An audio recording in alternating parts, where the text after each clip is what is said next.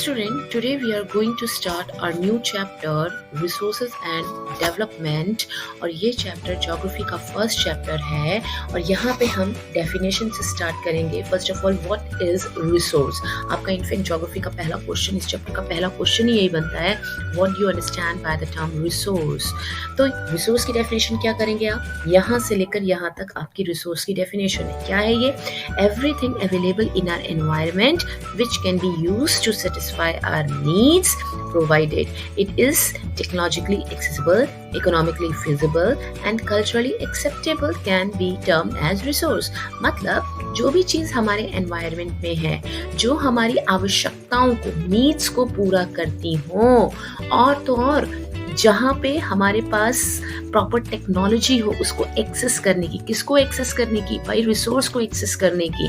Economically feasible it means proper हमारे पास पैसा होना चाहिए, इकोनॉमिकली फिजिबिलिटी होनी चाहिए, इंफ्रास्ट्रक्चर होना चाहिए ताकि हम भाई जो क्रेन होता है, जो इंस्ट्रूमेंट्स होते हैं, माइनिंग के वक्त यूज़ होते हैं, उन पे खर्चे तो होते हैं ना, तो वो खर्चे करने के लिए प्रॉपर पैसा होना चाहिए. And culturally acceptable it means समाज द्वारा उस चीज़ को एक्सेप्ट किया गया हो, वही चीज़ हमारी रिसोर्स कहलाती है. एंड कल्चरली एक्सेप्टेबल का बेस्ट एग्जांपल है जैसे आपका कोई मॉस्क हो गया, चर्च हो गया या टेम्पल हो गया, पर रातों रात पता चला भाई टेम्पल के नीचे आपका कुछ बहुत बड़ा खजाना छुपा हुआ है, राइट. एंड देन आप इंस्टेंटली तो नहीं जा सकते ना, गवर्नमेंट वहाँ पे इंस्टेंटली खुदाई नहीं कर सकती. वहाँ पे पहले डिग आउट करने का जो प्रोसेस होगा, पहले वो वहाँ के लोगों से परमिशन लेना पड़ेगा. अगर आप ऐसे ही बुलडोजर चला देंगे, कुछ चला देंगे, तो लोगों के सेंटिमेंट्स हर्ट होंगे. तो कल्चर द्वारा एक्सेप्ट होना चाहिए उस चीज़ को कि कोई भी चीज़ हो उसे हम रिसोर्स बोलेंगे. तो ये डेफिनेशन अपने आप में बेटा बहुत इंपॉर्टेंट है और कोई भी बच्चा इस डेफिनेशन को इनकम्प्लीट नहीं छोड़ेगा कि everything is available in our environment which satisfy our need is called resource. No, आगे आपने लिखना बहुत ज़रूरी है आपके लिए कि it is technologically accessible, economically feasible and culturally acceptable, right. अच्छा, आगे इस डायग्राम को जरा देखना पड़े ध्यान से. यहाँ पे बेसिकली ह्यूमन बीइंग एक सेंट्रल, जिसे बोलते हैं ना कि एक सेंटर में रखा गया है. ह्यूमन बीइंग को क्यों सेंटर में रखा? क्योंकि ह्यूमन बीइंग अपने आप में एक रिसोर्स है. क्यों रिसोर्स कहलाता है human being? Because of skill, right, because of knowledge, right. हम नॉलेज, अगर हम बात करें, नॉलेज की बात करें, स्किल की बात करें, इसकी वजह से हमने टेक्नोलॉजीज़ को डेवलप किया.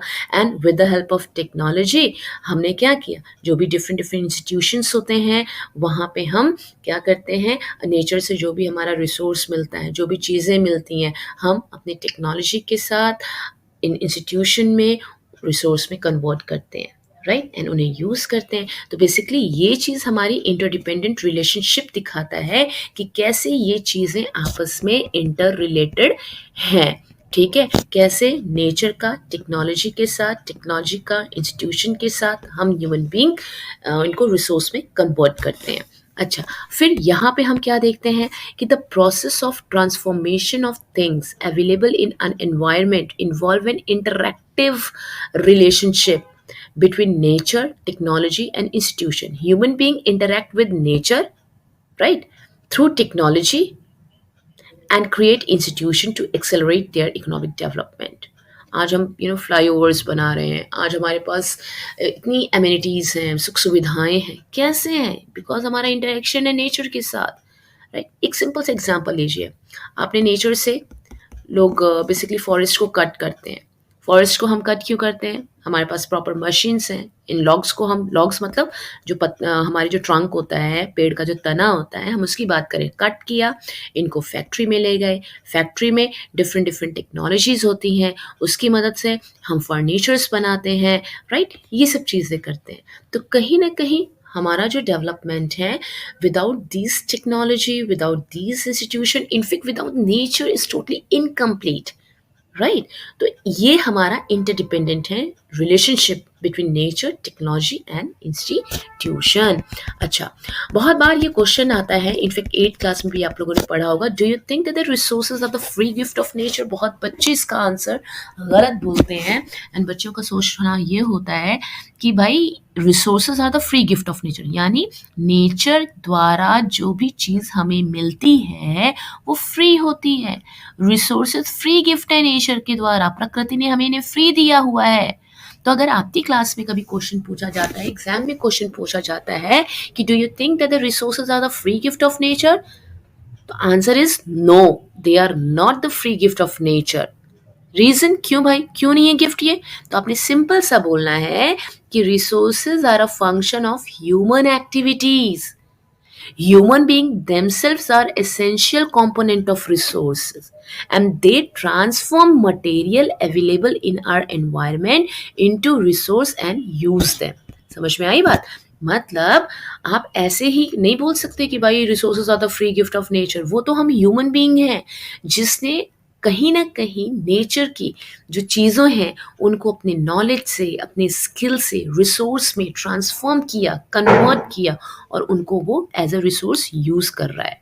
Now this portion is very very important, और यहाँ पे हम क्या पढ़ेंगे, these resources can be classified in the following veg. और बहुत बार क्वेश्चन आता है, classified resources on the basis of origin, on the basis of exhaustibility, on the basis of ownership, on the basis of status of development. ये 4 division है बेटा, classification है जिन्हें आपने करना है, राइट। हम आपका पहला करेंगे कि classified resources on the basis of origin. तो बेटा it's very simple, earlier classes we have already done it. क्या है हमारा, if we are talking about on the basis of origin, then we have 2 type of resources. The first one is biotic resources and the second one is abiotic resources. अब ये biotic resources क्या होते हैं? Biotic resources, these are obtained from biosphere, हमें ये biosphere से मिलते हैं।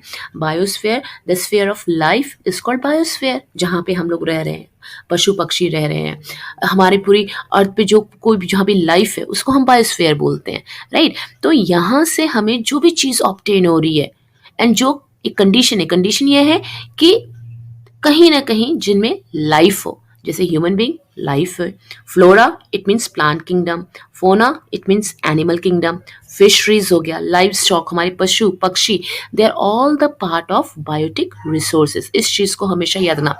बायोटिक अपने आप में बायो से बना हुआ है ना, तो बायो मीन्स क्या होती है, बायो मीन्स लाइफ होता है। तो जो भी चीज़ आपको बायोस्फीयर से मिले, जो लिविंग थिंग्स हो, उसे हम बोलते हैं बायोटिक रिसोर्सेज। एबायोटिक रिसोर्सेज इसका जस्ट अपोजिट है।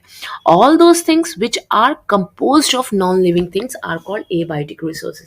या सिंपल लैंग्वेज में अगर आपने लिखना है तो सिंपल सा बोलिए, abiotic resources are those resources which we get from the non-living thing. For example, rock हो गया, metals हो गया, right? अब हमारा आता है on the basis of exhaustibility। अब हम बात करेंगे एग्जॉस्टिबिलिटी के बेसिस पे, यानी कौन कितनी जल्दी रिसोर्सेज खत्म हो जाता है। खत्म होने के बेसिस पे हमारे पास 2 प्रकार के रिसोर्सेज होते हैं। The first one is renewable resources and the second one is non renewable resources. अब बेटा रिन्यूएबल रिसोर्सेज क्या होते हैं, देखो बड़े ध्यान से।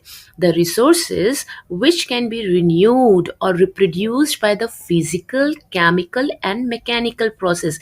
ये तीनों चीज आप याद करेंगे। Physical, chemical and mechanical process are known as renewable resources। ठीक है, इनको हम replenishable resources भी बोलते हैं। It means जो replenish होते रहते हैं, बनते रहते हैं, कभी खत्म नहीं होते हैं। ये डेफिनेशन तो मस्ट है। अगर ये डेफिनेशन में टफ लग रही है तो सिंपल सा आप बोलिए कि the resources which can be renewed again and again is called renewable resource। बस।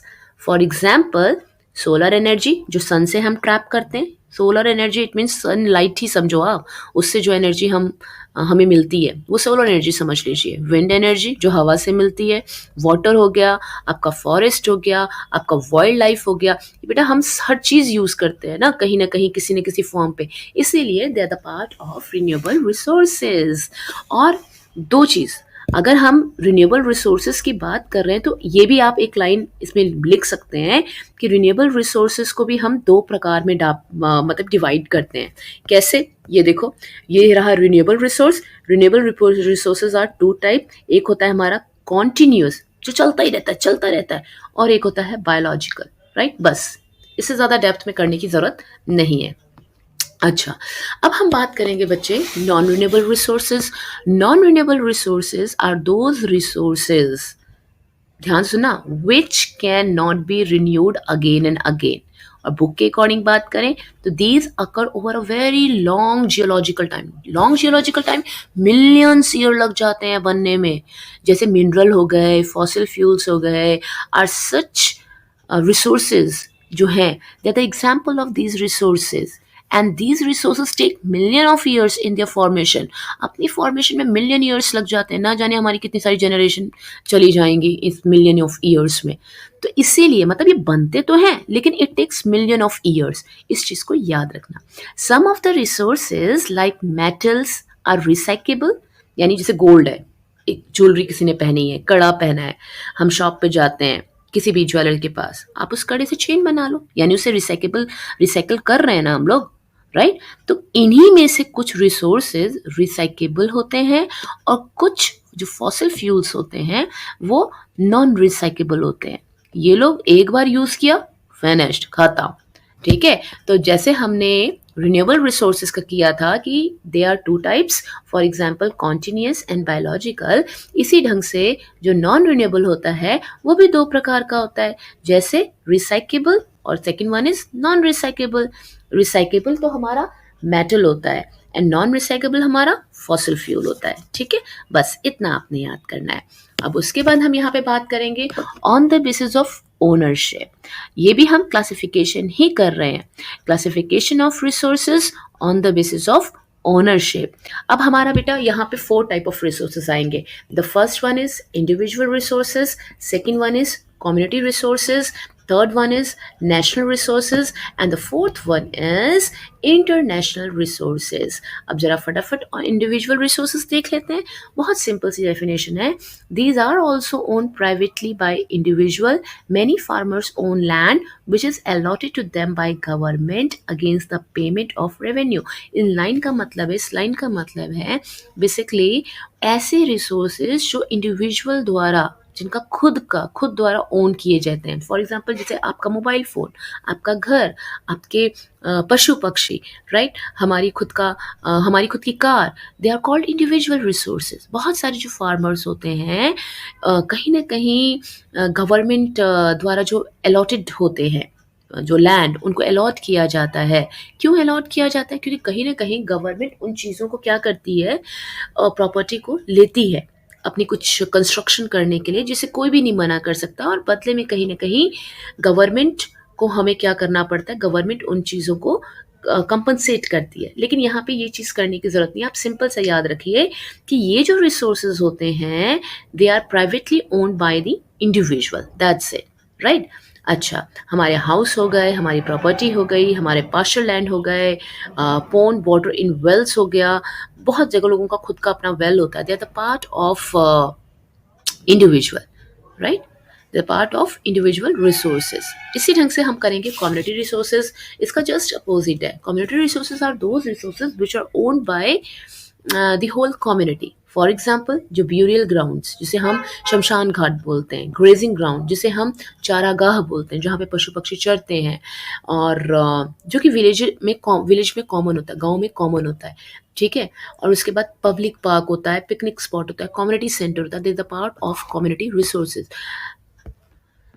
नेक्स्ट आता है हमारा नेशनल रिसोर्सेज। नेशनल रिसोर्सेज की बात करें तो technically all the resources belong to the nation. The country has a legal power to acquire even private property for a public good. It means country के पास, हमारे देश के पास प्रॉपर एक legal power होती है कि हमारी प्राइवेट प्रॉपर्टी को पब्लिक वेलफेयर के लिए वो यूज़ कर सकती है। पर ऐसा नहीं है कि आप घर में हैं और आपको घर से निकाल देगी, हाँ हम पब्लिक गुड्स के लिए, वेलफेयर के लिए आपका घर यूज़ करें, नहीं, ऐसा नहीं होता। जैसे कभी रोड्स बनाने हो, फ्लाईओवर्स बनाने हो, कुछ भी बनाना हो तो, लेकिन लेने से पहले आपके जो इंडिविजुअल गुड्स हैं उनको लेने से पहले वो आपको कंपनसेट करती है। ठीक है, बहुत बार आपने देखा होगा रोड्स बनते हैं, canals, railways being constructed on the field owned by the some individual. तो इन सब चीज़ों को जो लेने का काम करती है वो कौन करती है? Urban development authorities. उसके पास पूरी पावर रहती है लैंड को एक्वायर करने का, राइट? तो जितनी भी चीज़ें हमारे लैंड बाउंड्रीज में यानी हमारी पॉलिटिकल बाउंड्रीज में आती हैं, चाहे वो मिनरल्स हैं, वाटर रिसोर्सेज हैं, फॉरेस्ट है, वाइल्ड लाइफ है, राइट, ये सब चीज़ें कहीं ना कहीं they are the part of national resources. अच्छा, हमने लैंड बाउंड्रीज की तो बात कर ली, पॉलिटिकल बाउंड्रीज इट मीन्स अगर ये हमारा इंडिया है, राइट, मैं थोड़ा सा मैप, ये रहा ये, ठीक है, अगर ये हमारा इंडिया है फॉर एग्जांपल, ये रफली डायग्राम है बच्चे, तो यहाँ से यहाँ, यहाँ से यहाँ, इस पूरी टेरिटरी में जितनी भी चीज़ें हैं, भले ही वो आपका घर क्यों नहीं है, they are the part of national resources. What happen if we are talking about the coastal area? Coastal area, it means here we have Arabian Sea, here we have Indian Ocean, here we have Bay of Bengal। अगर यहाँ की बात करें तो यहाँ पे कैसे पता चलेगा कि कितने वाटर बॉडीज को हम कितने मतलब दूरी पे हम इन्हें यूज करेंगे? तो बड़े ध्यान से सुनना, यहाँ पे हम बात करेंगे कि ओशनिक एरिया की बात करते हैं तो अप टू 12 न्यूटिकल माइल्स, और 12 nautical miles is equal to 22.2 kilometre. It means 12 nautical miles में कितने किलोमीटर होते हैं? 22.2 किलोमीटर होते हैं from the coast term as territorial water. ये फॉर एग्जाम्पल ये आपका 12 न्यूटिकल माइल है, ये आपका 12 न्यूटिकल माइल है। न्यूटिकल माइल क्या है? जब आप वाटर बॉडी को मेजर कर रहे हैं कितने किलोमीटर तक, तो वो न्यूटिकल माइल्स में हम मेजरमेंट करते हैं। न्यूटिकल mile is the measuring unit, right? तो कोस्टल एरिया से 22 किलोमीटर की दूरी तक का जो पार्ट होता है हमारा, वो नेशनल रिसोर्सेज का पार्ट है, राइट? और ये रिसोर्सेज कहीं ना कहीं ये एरिया नेशन से बिलोंग करते हैं। तो 12 न्यूटिकल माइल्स बच्चे याद रखना, साथ में ये भी याद रखना कि 12 nautical miles is equal to 22.2 kilometre. अब हम बात करते हैं इंटरनेशनल रिसोर्सेज की। इंटरनेशनल रिसोर्सेज की अगर हम बात करें तो there are international institutions which regulate some resources, the oceanic resources beyond 200 nautical miles of the exclusive economic zone। याद रखना, it means अगर ये रहा हमारा पेनिनसुलर इंडिया, ये हमने बोला 22 न्यूटिकल माइल्स, राइट, 22.2 किलोमीटर तक हमारा नेशनल रिसोर्सेज आता है। बट यहाँ की बात करें, यहाँ से कोस्टल एरिया से ले करके बियॉन्ड यहाँ पे 200 न्यूटिकल माइल्स कर दो, ठीक है, यहाँ 12 हुआ, एंड देन आगे हम बढ़ेंगे तो ये 200 न्यूटिकल माइल्स तक का जो एरिया है, इसके आगे जो एरिया आएगा वो आएगा एक्सक्लूसिव इकोनॉमिक जोन, ठीक है। इट मीन्स गवर्नमेंट को हमने ये बोला भाई ये नेशनल रिसोर्सेज हैं, यहाँ तक नेशन, कोई भी देश अगर इंडिया का बाउंड्री है तो इंडिया यूज कर सकता है। अब लेकिन अगर हम इकोनॉमिक जोन की बात करें, एक्सक्लूसिव इकोनॉमिक जोन की बात करें, तो कोस्टल एरिया से ही हम 200 काउंट करेंगे न्यूटिकल माइल, एंड उसके आगे नहीं जा सकते क्योंकि उसके आगे इंटरनेशनल इंस्टीट्यूशन आ जाता है। उसके आगे इंटरनेशनल इंस्टीट्यूशन आ जाएगा जो रेगुलेट करेगा कि भाई यहाँ पे कोई भी डिगिंग आउट प्रोसेस या एक्सट्रैक्शन प्रोसेस नहीं होगा, एंड अगर आपने यूज़ करना है तो इसके लिए आपको इंटरनेशनल इंस्टीट्यूशन से परमिशन लेनी पड़ेगी, राइट। अब यहाँ पे हम लोग क्या करेंगे, on the basis of the status of development. अगर स्टेटस ऑफ डेवलपमेंट की बात करते हैं बेटा, तो यहाँ पे हमारे पास 4 तरह के रिसोर्स आते हैं। The first one is potential resources, second one is developed resources, third one is stock resources, and the last one is reserve. तो यहाँ पे अगर हम पोटेंशियल रिसोर्सेज की बात करते हैं तो पोटेंशियल रिसोर्सेज में हम क्या बोलेंगे कि resources which are found in a region but have not been utilized. For example, the western part of India, particularly Rajasthan and Gujarat, have enormous potential for the development of wind and solar energy, but so far these have not been developed properly. It means यहाँ पे आप देखेंगे कि वो resources जो present तो हैं, reason में मिल रहे हैं, बट उनका हम यूटिलाइज नहीं कर रहे हैं। अभी क्यों नहीं कर रहे हैं भाई? ऐसा नहीं है कि टेक्नोलॉजी नहीं है, टेक्नोलॉजी है, but still we are not using it. And the best example is आपका आ गया वेस्टर्न पार्ट ऑफ इंडिया, जैसे राजस्थान, यहाँ पे हमारा राजस्थान आ जाएगा, यहाँ पे हमारा गुजरात आ जाएगा, और यहाँ पे एनॉर्मस पोटेंशियल है किसका? सोलर एनर्जी का, राइट, और विंड एनर्जी का। लेकिन यहाँ पे अभी हमने वो टेक्नोलॉजी को यूज नहीं किया है, दैट इज वाई इस जगह पे पोटेंशियल तो है इन सब चीजों का, but we are not using it. ठीक है, तो इसे हम पोटेंशियल रिसोर्सेज बोलेंगे। डेवलप्ड रिसोर्सेज क्या होते हैं? नाम से पता चल रहा है कि resources which are surveyed and their equality and their quantity have been determined for utilisation. Currently we are using it, उनका सर्वे हो गया है, उनकी क्वालिटी पता है, उनका क्वांटिटी पता है, राइट और कहीं ना कहीं प्रॉपर टेक्नोलॉजीज हैं हमारे पास, उनकी रिसोर्सेज की फिजिबिलिटी है, that is why we can call it develop resources. अब आती है टर्न हमारा third one, stock. Stock basically बड़ा सिंपल है, आप स्टॉक को थोड़ा समझने की कोशिश करिए कि material in the environment which have potential to satisfy the human need but human being do not have the appropriate technology to access it. यानी चीजें हमारे यहाँ तो बहुत हैं, एनवायरमेंट में प्रेजेंट है, सो दैट कि हम उनसे कुछ क्रिएट कर सकें, बट वो प्रॉपर टेक्नोलॉजी नहीं है कि हम उन चीजों को एक्सेस बना सकें। मतलब एमेंडेंस में स्टॉक है, for example water, water everywhere but no water for drinking purpose, right. पानी हर जगह है पर पीने के लिए पानी नहीं है, चाहे वो स्कासिटी ऑफ वाटर राजस्थान का हो, चाहे JNK का हो, चाहे कहीं का भी हो, राइट। अब सबको पता है भाई water is the compound of two gases, formula हमारा क्या होता है, H2O, राइट। सबको पता है, छोटे से बच्चे को भी पता है। इज इट पॉसिबल मार्केट से मैं हाइड्रोजन ले लूं और ऑक्सीजन ले लूं और आप लोग बोले मम्मा आज हम पानी बनाने जा रहे हैं? इज इट पॉसिबल कि हाइड्रोजन एंड ऑक्सीजन वाले गैसेस को मिलाओ और पानी बन जाएगा? No, we can't make water. अब ये मत बोलना कि मैम वाटर साइकिल से तो वाटर जनरेट हो सकता है ना, बट बेटा वो तो एक नेचुरल प्रोसेस है। यहाँ तो हम ह्यूमन बीइंग की बात करें कि उसके पास प्रॉपर टेक्नोलॉजी नहीं है, we don't know how to use it. ठीक है, तो ये जो आपका बेस्ट एग्जांपल आप वाटर वाला लिखेंगे कि वी नो वेरी वेल कि water is a compound of two gases, hydrogen and oxygen. Hydrogen can be used as a rich source of energy but we don't know have advance technical know how to use it for this purpose, hence it can be considered at stock. Okay, reserve की बात करते हैं। Reserve are the subset of stock, ये line अपने आप में बड़ी important हो जाती है। रिजर्व्स क्या होते हैं? Reserves are the subset of stock, मतलब स्टॉक का ही ये पार्ट है। लेकिन यहाँ पे थोड़ा सा डिफरेंस ये है कि here we have technology, technical जो चीज़ है, नो हाउ है हमारे पास, पूरी टेक्नोलॉजी है, लेकिन their use has not been started, हमने स्टार्ट नहीं किया, उस चीज को यूज नहीं किया है।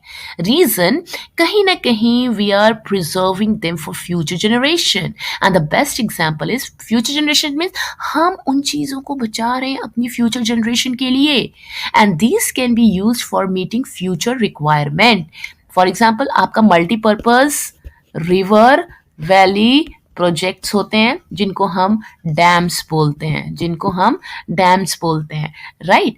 अब ये जो डैम्स हैं क्या हर रिवर पे अवेलेबल हैं? तो हमारा आंसर आता है ना, बिल्कुल नहीं। डैम हमने स्पेसिफिक रिवर से बनाया है जिनसे हमें हाइड्रो इलेक्ट्रिसिटी मिलती है, इरिगेशन में यूज होता है, ठीक है, नेविगेशंस होते हैं, राइट, बहुत सारी चीजें होती हैं। तो भाई हमने सब पे नहीं बनाया है, हमने ये सोचा ठीक है भाई फ्यूचर में हम छोड़ देते हैं, आने वाली जनरेशन देखेगी, क्योंकि अभी हमारा काम चल रहा है। तो दस the water in the dams, forest etcetera is a reserves which can be used in the future. So here for today it is sufficient. I hope कि आपको ये चैप्टर समझ में आया होगा। ये हमारा पार्ट 1 है। पार्ट 2 अब नेक्स्ट लेक्चर में, if you have any doubt then please tell me.